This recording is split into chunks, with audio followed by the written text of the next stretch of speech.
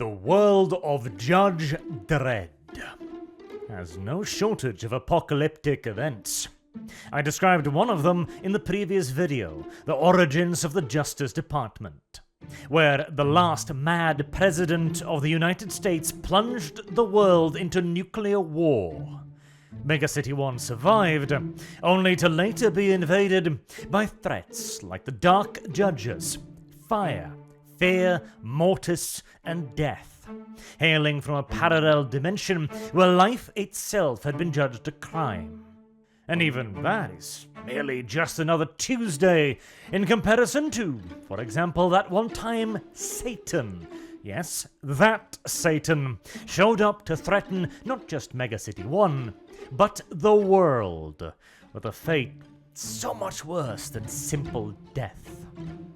I mention these things to impress upon you that when something in this universe is called the Apocalypse War, then you best believe that shit is about to get real.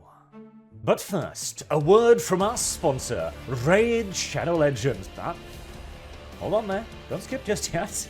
I know, it's a raid ad. You've probably seen it on practically every single YouTube channel you've ever visited, but seriously, you know me, I do not recommend anything or do ads for anything that I don't actually use myself, and the raid crews, recognizing that all of this is a little bit of a meme, have made something genuinely, seriously, really cool that is worth your attention. A 10-episode-long, limited animated series delving deeper into the lore and the backstory of the Raid universe. That is genuinely rather awesome. As somebody who's in the middle of creating his own crude animated series, I can tell you, there is some serious effort put into this massive, major studio effort, and it's pretty damn good. So you should at the very least give it a second to pop in game and check it out via this little tab right down here, as the Raid developers are turning the game from a simple gacha game into a fully fledged universe. And the show certainly does not shame that lofty aspiration. Furthermore, the team isn't merely adding in a 10-episode-long fully animated series. Oh no, not content with that, they're also adding in lore bios to many of the characters in the game in an effort to add much requested context and depth to the world, in addition to a whole barrage of other quality of life improvements and a whole host of special events going on during the release of the Call of the Arbiter limited series. So, if you decide to give it a look and maybe even stick around thereafter, there is also a free hero available for logging into the game for 7 days between now and the 24th of July. And by using the QR code visible on screen or clicking the link in the description below, you will also get another free epic champion, the Knight Errant, along with some goodies to get you started in the bigger than ever world of Raid. So why not head on over and check out the 2 available videos right now. And, as always, you'll find your rewards waiting for you in-game, in your inbox, right here. And now, back to Judge Dredd. It all began with a day like all others in Megacity 1, with a body count.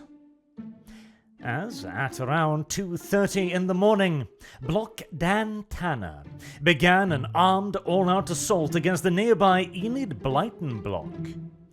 You might now be wondering, why would they do that? Seems a pinch daft after all to just randomly assault your neighbours, but this was not an altogether uncommon occurrence. Megacity 1 houses more than 800 million people, more than twice the 350 million maximum the city was designed for, and over 11 times more than the 70-odd million that lived in the region that is now Megacity 1. With people living atop people living atop people, tensions rarely, if ever, dip beneath a boiling point. And block wars, as they are called, are simply one of the countless ways in which this frequent tension finds a release. Commonality aside, however, that is not to say they are not horrible. A block can house hundreds of thousands of citizens, and each has its own city death. a part-time militia intended to defend their residential blocks in the case of a hostile power invading the city. In order to do this, they are equipped with an abundance of small arms, further supplemented by the civilians' private hoards of grenades, rocket launchers, and artillery. Thus, in theory, a fully armed and armoured block would prove a daunting obstacle to an invader. But in reality, the weapons are usually turned towards friend rather than foe, due to the abundance of one and the scarcity of another. Now, due to the obvious destructive potential of a few 100,000 civilians with small arms charging at one another, the judges tend to crack down on block wars with speed and conviction. Within half an hour, Judge Dredd was personally leading a patrol of street judges with riot control squads to put down the disturbance. And it's for cases just like this that God invented riot foam, a liquid substance transported in either man-portable canisters or in armoured riot vehicles. The foam is simply sprayed across huge crowds of criminals, where seconds after its deployment, the liquid begins to harden as it reacts to oxygen, forming a near unbreakable rock-hard substance. Whilst extremely effective, riot foam is usually reserved for special occasions such as these, as it tends to produce few casualties here and there, on account of solidifying so quickly around the people it hits that it can potentially cut off access to air. It also requires specialized cutting tools to remove, so once deployed, it takes a long time to clean up. But a little past 3 in the morning, the block war, which had started off so spiritedly, had been swiftly and effectively put down with only a few hundred or maybe 1,000 or so casualties. A good day, a good beginning to one anyways. Until another 4 blocks, stirred up by the fighting between Dan Tanner and Eden Blyton block, joined in. And with the original combatants neutralized, there was now only one target for the surging horde's wrath: the judges. Now, even this, getting caught up in a 500,000-man firearms mosh pit, is but another day on the job for Megacity 1's thin red line. But something worrying was happening. Usually, these sorts of mass civil disturbances are more akin to animalistic stampedes than organized human violence. A mass of ordinary people with nothing better to do than getting dragged along by the tide of conflict and emotion, and who swiftly find something better with which to occupy their early morning hours when they see a few compatriots gunned down by rapid weapons fire. But here, even with a dozen judges and 2 patrol wagons sending lethally accurate weapons fire plunging into the masses, they did not pause, nor did they falter, and they certainly did not rout and run. They simply crushed the fallen beneath 1,000 trampling boots and surged on towards the judge's gun line. In imminent danger of being overrun, and with 1 pat wagon already destroyed, the judges employed extreme force, allowing their bike cans to cut a path before deploying stum gas against the heaving, fighting masses. The incapacitating gas would put most of the rioters to sleep, and produce fatal convulsions to the airways of 1 in 250. Acceptable. Combat to neutralize the remaining rioters would continue, but Dredd was now suddenly called back to Central, where he was informed that the peculiar heightened aggression he had just observed in the field was not an exception, but the rule. And worse still, it wasn't just the civvies going mad. As the northern sectors of the city descended into full-scale anarchy, the North Judges Sector House decided to join in. Judges, the front line of the fight against the incessant crime of the megacities, were now fighting alongside the rioters. This was unprecedented, sending the Hall of Justice into quite the panic, and the reaction was, understandably, extreme. Mobilizing every resource in the city, judges flooded northwards to get the disturbance under control. Every canister of riot foam in the city was distributed to control teams, and all restrictions on the deployment of stum gas were lifted. If the riots would not subside, then it would choke. Or that, at least, was the hope. The block wars spread quickly across the northern parts of the megacity, dragging in yet further blocks in a cascading effect. Despite the full-scale deployment of all Judge assets, including requests for Judge Defense Force heavy units, the only thing that had changed was that the judges were running out of riot foam and gas. Electro cordons were established to free up judges from guard and overwatch duties, but their usual talent for brutal yet casualty-limiting methods were falling woefully short. All the usual suppression and demoralization tactics were simply not working, and the corpses were piling up in the streets. As the wars continued to rage, and the judges were forced to switch from less lethal to blow their fucking brains out. On Ground Zero, the block who started it all, Dan Tanner, had been reduced from 70,000 to 277. And yet they were still fighting. This went far beyond some local craze or momentary madness, with some blocks even going so far as to concoct their own chemical weapons for deployment.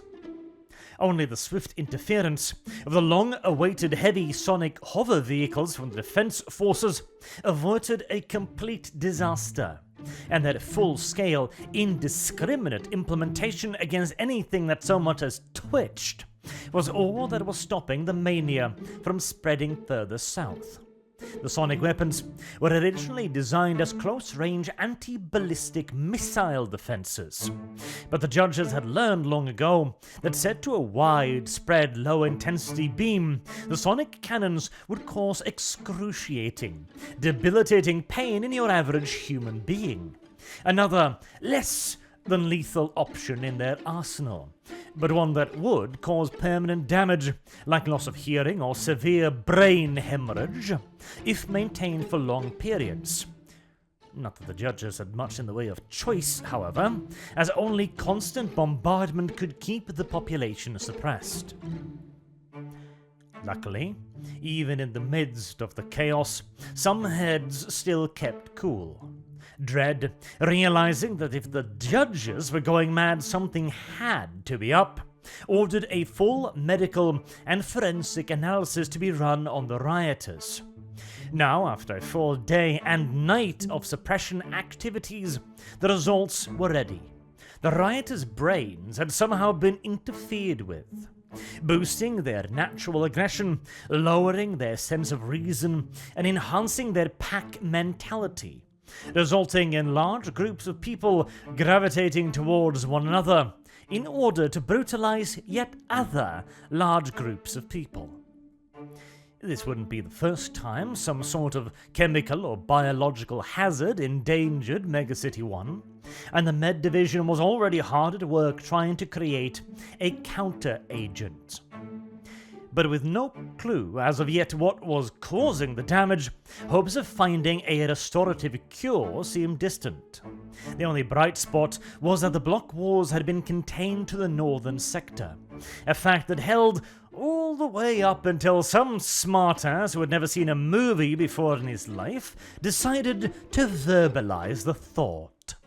And just like magic, the first volley of home-built missiles streaked from Fat's Domino block into its neighbor, Rudy Valid block, setting the south on fire. The block wars had been raging for 48 hours now. The north and south sectors were fully ablaze, and the west sector was starting to catch it too. Only East Meg had been spared whatever it was turning the city into a blazing corpse fire.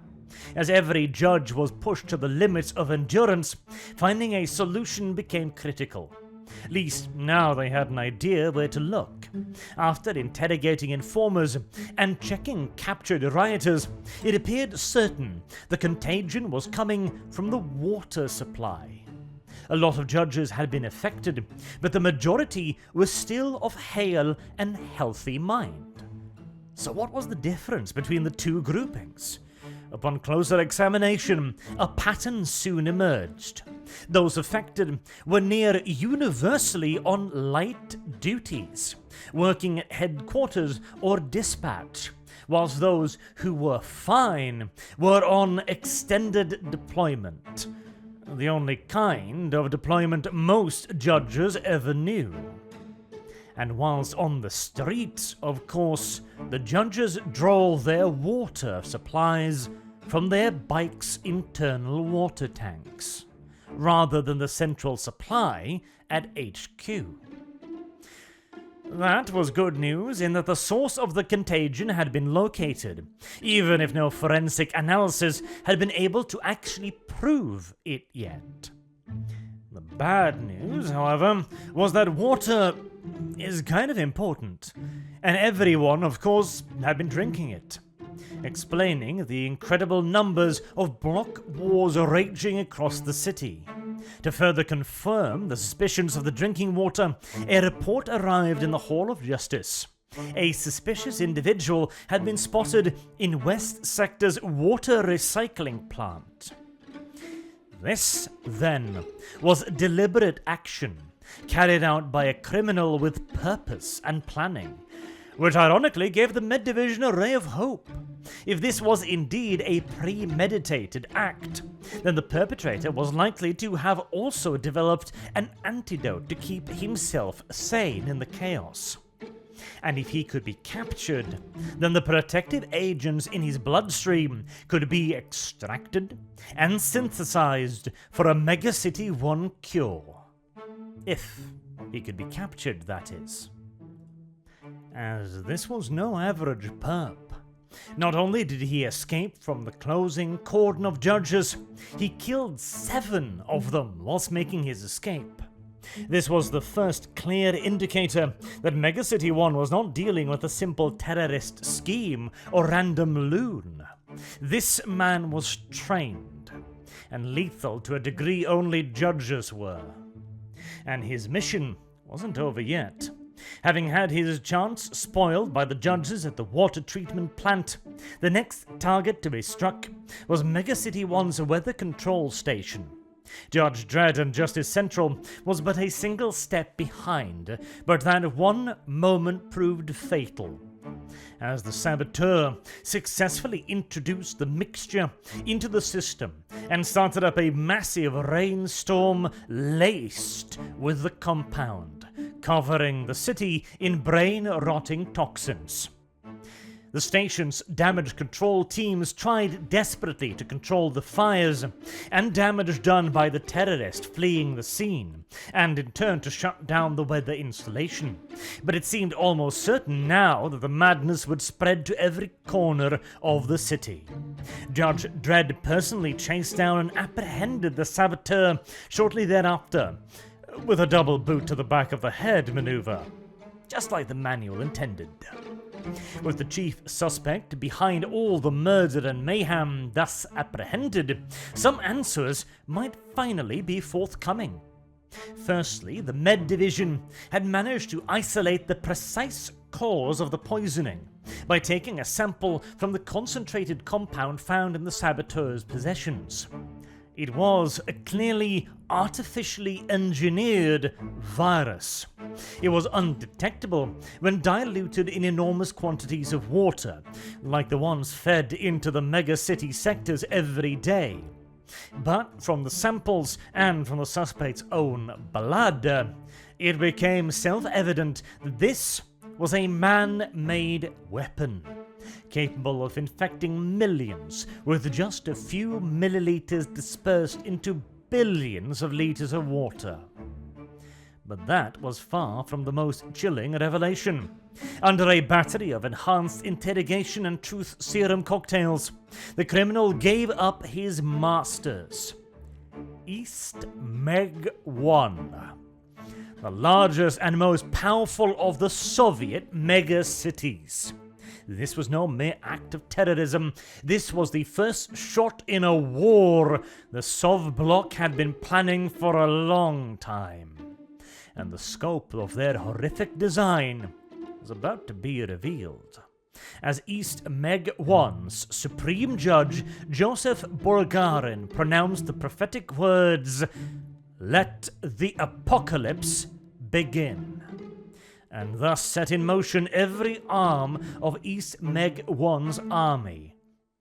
And war, in megacity terms, mean only one thing: massed, overwhelming nuclear strikes.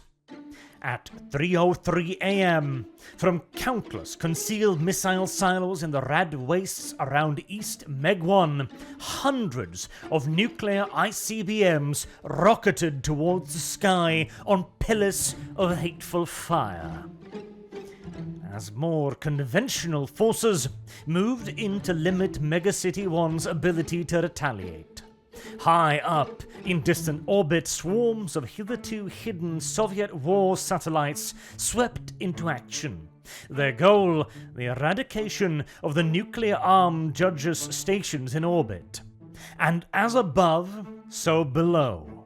From the coldest reaches of space to the darkest of depths. As assault craft rolled hundreds of kiloton hunter-seeker torpedoes into the hidden places of the Earth's oceans to flush out Judge Skunks. Single-man mobile underwater nuclear silos, each able to fire a dozen warheads from near-perfect secrecy. It is not enough. Yet further air attacks come in the form of massed hypersonic bomber formations, streaking in across the cursed Earth wasteland surrounding Megacity 1. Just like the Soviets, the Judges have scattered hundreds of hidden silos in its daunting wilds, and protected them with massive concrete bunkers. It, too, is not enough. Within minutes, the masterfully planned and executed Sov shock offensive has robbed Megacity 1 of a huge portion of its retaliatory capabilities. And whilst the battle rages on in the air, in space, and in the deep blue oceans, the true blow is just about to land. Still hundreds of kilometers out to sea, far beyond immediate intercept range, the Sov missiles begin to disintegrate. Each kilometers-long rocket revealing itself to be a monstrous cluster munitions delivery device, spawning 100 speeding nuclear missiles, each following its own pre-planned targeting trajectory and filling the skies above Megacity 1 with absolute, uncompromising death. This comes as no surprise to the Wall Judges, however. The mega-city survived one nuclear war, and ever since has been planning to outlive another one as well. Countless laser batteries set within its kilometer-high walls begin to drain skyscraper-sized energy cells to create a dense, terribly intense mesh of intercept points, each blast able to vaporize a missile instantaneously. As a rule, it is considered an impregnable defense. In theory, at least. But it serves only to prove that oldest of truisms, that there is an exception to every rule. As first one, then two, then a dozen weapons start to slip through the concentrated laser battery fire. Hurriedly mobilized hover wagons, pulled away from the block mania below with hull-mounted laser weapons, rushed to intercept the weapons, breaking through. But there were more bombs than H-wagons. Despite heroic efforts, with gun barrels glowing cherry hot, openings in the intercept network begin to form, and the first Sov block missile hits home, obliterating everything in a 5-kilometer radius. And gripped by what has now become known as block mania, the population simply cheers. In Central Justice Command headquarters, another 5 impacts are registered. Civilian casualty estimates were in the tens of millions, and the war was still less than an hour old. A frantic effort to compile reports on the Justice Department's own losses was finally bearing fruit. In reality, the fact that a comprehensive tally of the damage done could be created so swiftly was nothing short of a miracle. But as millions of megatons of nuclear explosives continue to batter against the city's defenses, every second feels like a lifetime. And plenty of lifetimes have already been spent. The Judge's Space Corps estimate 40% of its total capacity to simply be gone. But they were optimistic they could continue a holding action against the Sov War satellites, who had now spent their immediate advantage of surprise, and possibly even start turning the tide on their opponents. The news was less bright from deep down below. Unable to communicate directly for fear of revealing their position, the skunks were tracked centrally from Megacity 1. The calculations were therefore little more than educated guesswork, but the best-case scenario, there was no more than 33% of the skunks still in operating conditions, and the number was dropping rapidly. Most had already fired their regular nuclear weapons the moment the sub-block strike was registered on long-range radar, with 4 Megacity 1 nuclear missiles already having penetrated the equally formidable Sov-block defenses. But the Judge's last resort was still kept in reserve, for when things got even worse than thermonuclear war. Because the Judges knew all too well that things can always get worse. And things were in fact about to. The other 2 American megacities, Texas City and Megacity 2, had declared neutrality, leaving Meg 1 to its fate, and leaving the Soviets free to do their worst. Having already predicted that a simple massed strike would be insufficient to overcome the defenses of a megacity, even one already in the throes of block mania, the Sovs had subsequently come up with something more creative. With all the city's laser batteries focused on the oncoming waves, 10 specially designed supermassive warheads plunged into the sea. Their simultaneous detonations making the ocean floor ripple like cloth, and kicking up a 1,000 meters tall tidal wave. Millions of tons of irradiated water did what 1,000 nuclear rockets could not, and laid waste to kilometers of Megacity 1's enormous wall defenses. And what the sea did not claim, the continuing onslaught of East Meg missiles did. Unbeknownst to the Sovs, they had almost succeeded in decapitating the megacity's leadership, as they had begun the dispersal of their command structure shortly earlier, and the H-Wagon carrying the Chief Judge and Judge Dredd was caught up in a missile blast, sending them crashing into Betty Boop Block, adding in a brief interjection of good old-fashioned gun violence in the midst of the world's end. It was the Chief Judge's good fortune to have been in a plane crash with Dredd, who dragged his injured superior to the relative safety of a command bunker, just in time to receive the Sov demand for surrender, reinforced by a classically Eastern touch of diplomacy. The complete bombing out of the southern sectors of Megacity 1. Now left defenseless without the wall-mounted lasers, 150 million people were turned into radioactive dust to prove a point. That being the total, unconditional surrender was Megacity 1's only option. an overture. It took Judge Dredd, now de facto Supreme Commander, all of 1 second to reject and escalate. Better dead than red, after all. And the trump card had not yet been played, as Dredd pushed a button of his own. Closing the communication links with East Meg, he ordered the TADs launched. The TAD is a weapon unique to Mega City 1, a nuclear bomb amongst nuclear bombs. A single weapon would wipe East Meg off the map and make a crater kilometers deep in the process. And Dredd had just launched 25 of them. The next step up from mutually assured destruction. Simply assured destruction. There was no weapon in the Soviet arsenal that could stop even one TAD, far less the numbers about to make impact in 7.5 minutes. Or so all conventional wisdom would dictate.